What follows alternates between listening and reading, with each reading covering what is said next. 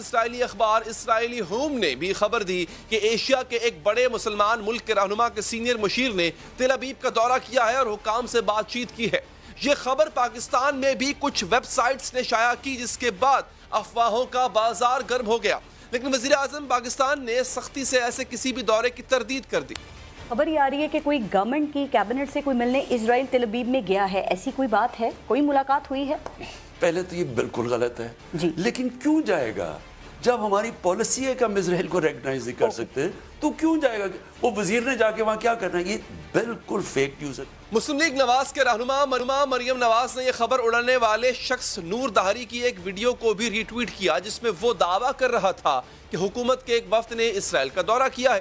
مریم نواز نے شاید پوری ویڈیو سنے بغیر اسے ری ٹویٹ کر دیا، کیونکہ اس میں آگے چل کر نور دہری کہہ رہے تھے کہ نواز شریف نے بھی اپنے دور میں اسرائیل سے تعلقات کے لیے 2 وفود بھیجے۔ جب مریم نواز کو اپنی غلطی کا احساس ہوا تو انہوں نے اپنی ٹویٹ ڈیلیٹ کر دی۔ ایک اور انٹرویو میں نور دہری نے یہ دعویٰ بھی کیا ہے کہ نواز شریف کے گزشتہ دور میں اسرائیلی خفیہ ایجنسی موساد کا ایک افسر بزنس مین کے روپ میں پاکستان آیا تھا اور اہم ملاقاتیں کی، لیکن سب سے خوفناک دعویٰ یہ ہے کہ نواز شریف نے اپنے دور میں وزیر مذہبی امور اجمل قادری کو 1 ہفتے کے لیے اسرائیل بھیجا اور انہوں نے اسرائیلی حکام سے ملاقاتیں کی اور واپس آ کر اسرائیل کو تسلیم کرنے کا مشورہ دیا۔ نور دہری جن اجمل قادری کے بارے میں دعویٰ کر رہے ہیں کہ نواز شریف کے دور میں وہ اسرائیل گئے تھے، وہی اجمل قادری صاحب اس وقت ہمارے ساتھ موجود ہیں۔ ان سے پوچھا وہ واقعی اسرائیل گئے تھے اور کیا ایسا کرنے کے لیے انہیں نواز شریف نے کہا تھا؟ بات کریں گے اجمل قادری صاحب سے۔ شکریہ قادری صاحب آپ کا۔ سر ذرا اپنے دورہ کرنے کی پہلے کی تفصیل بتائیے گا، آپ سمجھے میری بات، یعنی دورہ ابھی شروع نہیں ہوا، اس سے پہلے نواز شریف نے کیا آپ سے کہا تھا کہ آپ اسرائیل جائیں؟ اور اگر کہا تھا تو کیا ایجنڈا دے کے بھیجا تھا، کیا پیغام دے کے بھیجا تھا؟ آپ کو کس مقصد کے لیے اسرائیل بھیجا گیا؟ ہمارے وزارت خارجہ کے اس دور کے لوگوں کا یہ خیال تھا کہ کیا ہم ان سے تعلقات قائم کر بھی سکتے ہیں یا نہیں، اور اگر ان سے تعلقات قائم کریں تو ان تمام تر مفادات کا جو رخ ہے وہ پاکستان کے حق میں ہوگا یا نہیں۔ تو ایک طرح کا یہ مطالعاتی سفر تھا اور تعلقات کی ابتدا تھی۔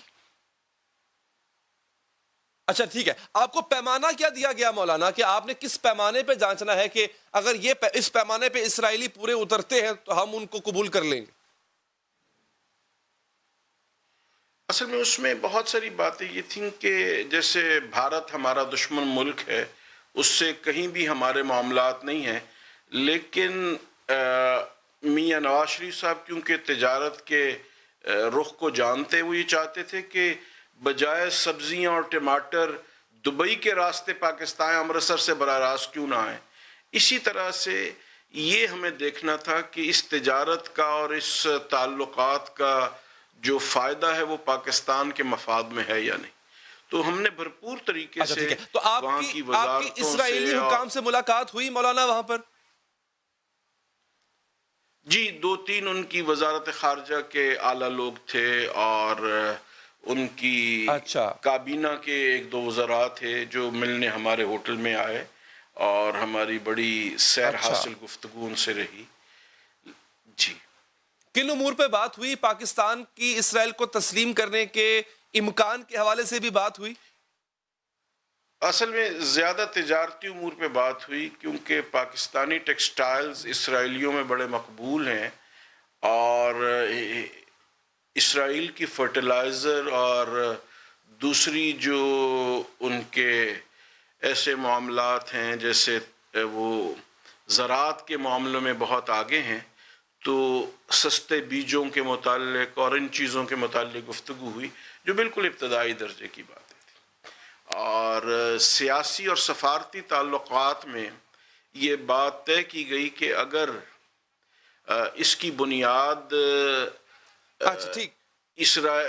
فلسطینی ریاست کے قیام سے مشروط نہ کی جائے تو اسرائیلیوں کے نزدیک یہ زیادہ بہتر تھی، لیکن میں نے ان کو یہی وعدہ کیا کہ جب تک فلسطینی ریاست کے قیام کے متعلق ہمیں کوئی اعلیٰ اسرائیلی قیادت کی جانب سے یقین دہانی حاصل نہ کروائی جائے اور ہم حاصل نہ کر سکیں تو ہم اس پر آگے نہیں بڑھ سکیں۔ مولانا آپ نے واپس آ کے نواز شریف صاحب کو کیا بتایا؟ آپ کو بھیجا گیا تھا کہ یہ جانچنے کے لیے کہ آیا تعلقات قائم کیے جا سکتے ہیں، کرنے چاہیے یا نہیں کرنے چاہیے، تو پھر آپ نے واپس آ کے اپنی آبزرویشن کیا دی نواز شریف صاحب کو؟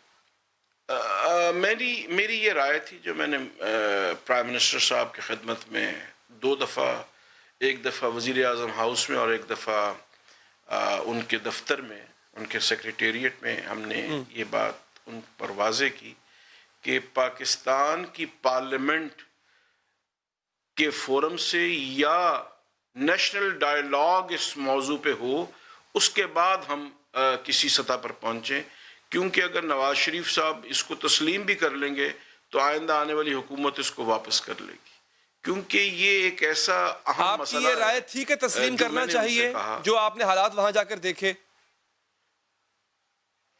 اگر تمام پارلیمنٹ اس کے اوپر متفق ہو تو میں یہ سمجھتا ہوں جیسے ہندوستان سے ہمارے 1000 اختلافات ہیں لیکن اس کے باوجود ہم ان کو تسلیم کرتے ہیں، اسی طرح ان سے بہت سارے معاملات ہمارے حل طلب ہیں لیکن اس کے باوجود سفارتی تعلقات قائم کرنے میں کوئی حرج نہیں۔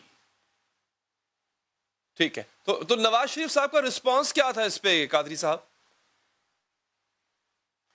میاں صاحب بہت پیشنیٹ تھے اور بڑے ان کے اندر ولولہ تھا، لیکن اس وقت کے جو سیاسی حالات نے یکدم کلا بازی کھائی، اس کے بعد یہ چیز پس منظر میں چلی گئی۔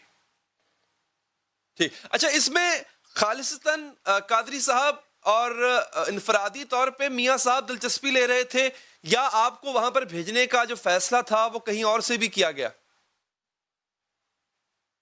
میرا خیال ہے کچھ اور کوارٹرز ایسے تھے جن سے مشاورت کے بعد یہ فیصلہ کیا گیا۔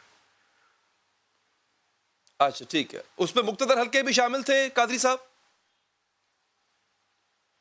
میرا اندازہ ہے شاید ان کے مشاورت سے یہ ایسا ہوا ہو۔ ٹھیک ہے، اچھا قاضی صاحب، ایک بات تھوڑا سا یہاں پہ یوں کہہ لیں کہ سوال ذہن میں اٹھتا ہے کہ یہ تقریباً اس بات کو 20-21 سال ہو چکے ہیں، تو یہ بات آپ اس کے نہ صرف چشمدید گواہ ہیں، آپ خود وہاں پہ لے کر گئے، ایک بڑے اہم وفد کو آپ قیادت کرتے ہوئے لے کر گئے، تو یہ سارے معاملات اب کیوں انفولڈ ہو رہے ہیں؟ یہ پہلے کیوں نہیں بتایا گیا؟ آپ پہلے کیوں نہیں بتا پائے تمام چیزیں؟ اب چونکہ ایسا تاثر مل رہا ہے کہ نواز شریف اس وقت کمزور پوزیشن میں ہے، تو یہ بات منظر عام پہ آنا شاید ان کے لیے اور مشکل کا باعث ہو، تو اب جو ہے وہ اس طرح کی چیزوں کو افشاں کیا جا رہا ہے، تو پہلے کیوں نہیں کیا گیا؟ اصل میں مناسب ماحول اور مناسب اس کے لیے ابھی تک فضا نہیں تھی، اور اب جب ہمارے شہباز گل صاحب نے اس پہ معاملہ کیا تو خیر کی آواز دائیں سے آئے، بائیں سے آئے، اوپر سے آئے، نیچے سے آئے، اس کا سہارا لے کر آگے بڑھنے کی کوشش کرنی چاہیے۔ اچھا، تو مولانا آپ کو اب کس نے کہا کہ اب ماحول سازگار ہے، اب حالات سازگار ہیں اور پہلے نہیں تھے؟ نہیں، پہلے اس کے اوپر کچھ عوامی سطح پر ایسی گفتگو شروع نہیں ہوئی، اور اب جب کہ شہباز گل صاحب نے یہ خاموشی توڑی ہے تو اس میں مجھے مناسب معلوم ہوا کہ جیسے خورشید محمود قصوری صاحب نے بھی اس پر متعدد مواقع پر اپنی رائے کا اظہار کیا، تو میں نے کہا ہم بھی اپنی رائے کا اظہار کر دیں۔ تو مولانا مجھے یہ بتائیے کہ اگر یہ سوچ صحیح ہے کہ فلسطینیوں کے ہاتھ اپنے فلسطینیوں کا خون جو ہے وہ ان کے ہاتھوں پر موجود ہے، اسرائیل کو ہم تسلیم کر لیں، مطلب اس ٹوٹلی فائن، اس میں کوئی مذائقہ نہیں ہے، اور یہی حالت پھر کل کو بھارت کی ہوگی کہ بھارت جو کچھ کشمیر میں کر رہا ہے اس سے بھی ہم صرف نظر کر لیں، آپ کو اس بات کا مطلب احساس ہے کہ ہم بات کیا کر رہے ہیں، ہم کس بات کو تسلیم کرنے کی بات کر رہے ہیں؟ کشمیریوں کے خون سے بھارت کے ہاتھ رنگے ہوئے ہیں، لیکن ہمارا سفیر دہلی میں موجود ہے، بھارت کا سفیر اسلام آباد میں موجود ہے، تجارت، ریاست وہ اپنی جگہ، سفارت اپنی جگہ، ہر چیز کو اپنے مختلف خانوں میں رکھ کر آگے بڑھنا چاہیے، کبھی تمام انڈے ایک جگہ پہ جمع نہیں کیے جانے چاہیے۔ لیکن مولانا کشمیر کے حوالے سے یا بھارت کے حوالے سے قائد اعظم رحمت اللہ علیہ کا جو کال ہے اور بڑا مستند کال ہے، وہ موجود نہیں ہے، لیکن اسرائیل سے رابطے کے حوالے سے قائد اعظم کا کہنا، ان کا حکم یوں کہہ لیں، وہ موجود ہے اور برملا وہ کہہ چکے ہیں کہ کسی صورت بھی مسئلہ فلسطین کے حل کے بغیر اس پہ بات بھی نہیں ہو سکتی. تو پھر آج ہم کیوں ڈیبیٹ کر رہے ہیں اس پہ کہ ہونا چاہیے، کرنا چاہیے، ہمارے فائدے کا ہوگا؟ وہ ایک سیاست کے علمبردار تھے اور ان کا اس وقت کی سیاست میں ایک اپنا خیال تھا، لیکن ان بدلے ہوئے حالات میں ہمیں آگے بڑھنا ہے. یو اے ای کی قیادت اور خاص طور پہ بحرین کے شیخ نے جو کچھ کہا ہے تو ان چیزوں کو سمجھنے کی ضرورت ہے. سمجھے بغیر دنیا میں آنکھیں بند کر کے بلی کی طرح تو کبوتر کی زندگی نہیں رہ سکتی. ہمیں آنکھوں میں آنکھیں ڈال کر حالات کی نزاکت کو سمجھنا چاہیے، حالات کی صداقت کو سمجھنا چاہیے. ٹھیک ہے، یعنی آپ سمجھتے ہیں کہ نواز شریف صاحب جو ہیں وہ قائد اعظم سے زیادہ بہتر جانتے تھے ان معاملات کو کہ اسرائیل کے ساتھ اب تعلقات ہمارے کیسے ہونے چاہیے، اور انہوں نے اس دور میں صحیح فیصلہ لیا، آپ سمجھتے ہیں؟ حضرت قائد اعظم رحمۃ اللہ تعالی علیہ 1948 میں دنیا سے چلے گئے اور آج 2018 بھی گزر چکا ہے، 2020 بھی گزرنے والا ہے اور 2021 آ رہا ہے. تو اب معاملات بالکل ایک نئی صدی میں نئی کروٹ لے چکی ہیں اور نئے حالات کو نئے تقاضوں مولانا بہت ہی اہم انکشافات آپ نے کیا ہے. پاکستانیوں پر پہلی دفعہ یہ بات عیاں ہوئی ہے کہ آپ وہ شخصیت تھے جو اسرائیل گئے میاں نواز شریف کے کہنے پر تاکہ اسرائیل سے تعلقات قائم ہو سکے. بہت بہت شکریہ آپ کے وقت کا. ایک وقفہ لیں گے، وقفے کے بعد حکومت کا ایک اور اتحادی ایک اور حکومت کو ایک اور مشکل میں ڈالنے جا رہا ہے کیونکہ اب وہ ناراض ہے. ناراض کس وجہ سے ہے آپ کو وقفے کے بعد بتائیں گے. ناظرین، حکومت کی سب سے بڑی اور